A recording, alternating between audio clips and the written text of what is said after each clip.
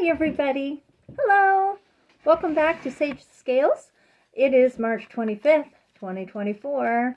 It's the big day. Trump's supposed to hand over that bond.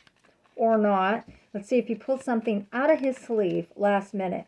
I do not doubt he's going to wait to the last minute because you don't want to take your money out and lose collecting any of that interest that you've got on whatever money you've got stashed, wherever you got it. So I do not doubt that he's going to wait till the last second to try to pull this one off, maybe till the end of the day or noon, whenever the deadline is. I want everyone to stay positive. Now, just remember, you've got to give everything time, right? And he is melting. If you think of an iceberg, it doesn't melt in a day. He's got a lot of damage, a lot of claws dug into a lot of places. So I don't doubt that something's up. But stay positive because I believe that the outcome is just going to be him melting in degrees and fussing and crying the whole way.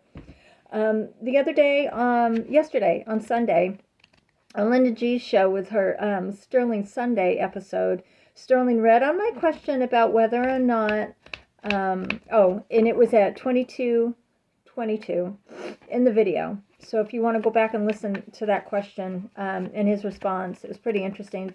He's picking up exactly what I'm picking up.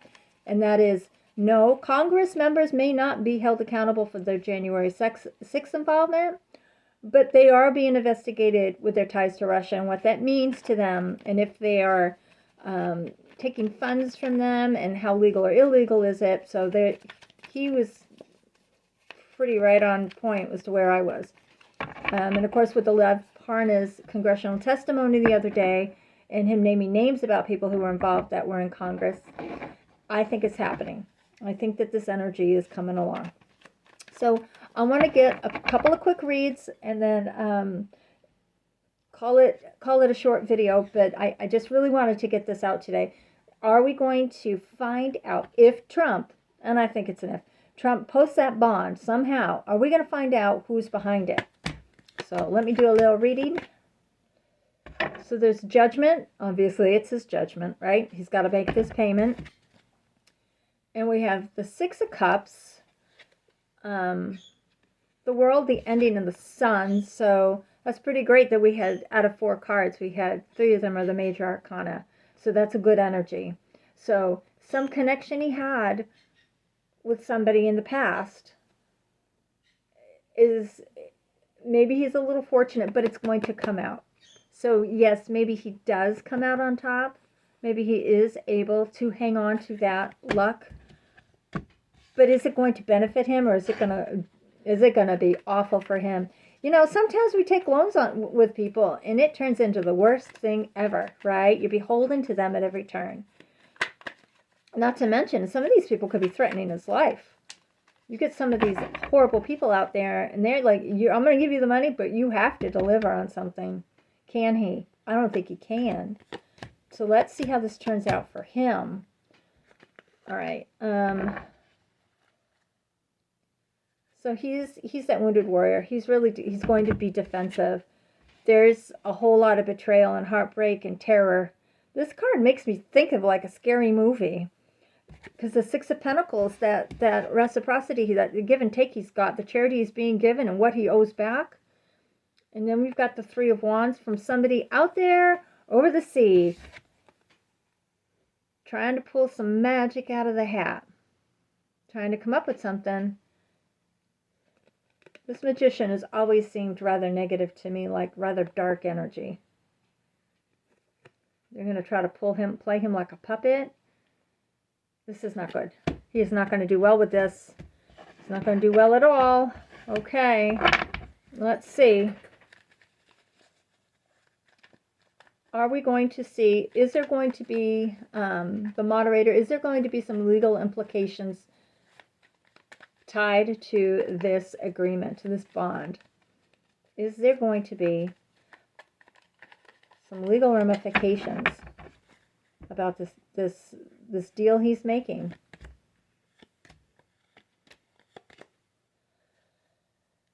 His Four of Pentacles, you know, he's going to try to clutch on to everything he can, right? And the Page of Cups. Very small energy there. The Temperance card, that balance. and the Four of Swords. I think we're going to figure that out. I think there's going to be something. And I don't think it's going to be a hard and heavy pull. But I wonder if there's going to be legal ramification from it. Or if it's just, this is what it is. This is what we've got. This is what we see. Not much we can do about it. That could be the case. That's not good, but things change, right? Things change. I'm going to do one more question. The Stormy Daniels case, that's coming up today. We're going to hear if we're on track. We're going to hear from that judge if we're going to be on track today, tomorrow, the next day. We're going to hear something. Are we going to have the election interference Stormy Daniels case come to trial within the month? Seven of Swords, what was stolen, what was secretly freaking kept out of the public eye. And we have our Knight of Swords, so that's coming in. There's Nine of Swords. There's a whole lot of grief and worry and fear. Some people have the Four of Wands and they refer to it as Mar-a-Lago. I think this is his entire, everything that fits in a circus tent. He's worried. Because this is coming. This is coming fast. This is his stress, his strain. He knows it's coming, and he knows what's at risk, what he can lose. Okay, I love it. All right, everybody, I'm going to come up with another video here soon. I just wanted to pop this in before the day's events took place. It's hard to put out a video when you have things lined up, and you've got great reads and great hits, and then the news changes and you get answers to everything, so then you can't post it because it's a little too late. So I'm going to try to get this posted out today. I want to thank you guys. I want to thank all of you guys. I got a new deck. It's the Vintage Wisdom Oracle by Victoria Mosley. They're pretty. They're kind of pretty. I got them because they were pretty. I like things with an older feel. Something about it I just connect to. So I'm going to pull a card for today for all of us to get a little inward reflection on our day. Try to think of, how we can keep ourselves grounded in this energy. So much is moving. So much is shifting. We know what we want to see, and that's the hard part. When you know what you want to see, what you know you should be seeing, because in normal reality, these things should have already had rectification, had been balanced out in the court systems or within humanity themselves. So, perception. The card is perception. What do we perceive? How do we perceive? I mean, when you're talking about Trump, I like this card. I haven't seen this before. We have the theater masks, and usually it's a tragedy. Usually we see the tragedy. But we also have to see the comedy in the situation. We have to look at what's going on in the world and in our politics and on our hearts and minds. And we have to find the levity in that. It is heavy, but we can find the levity in it. Because honestly, it's coming. He's melting. He's melting. The man is melting. And the next card we have is love.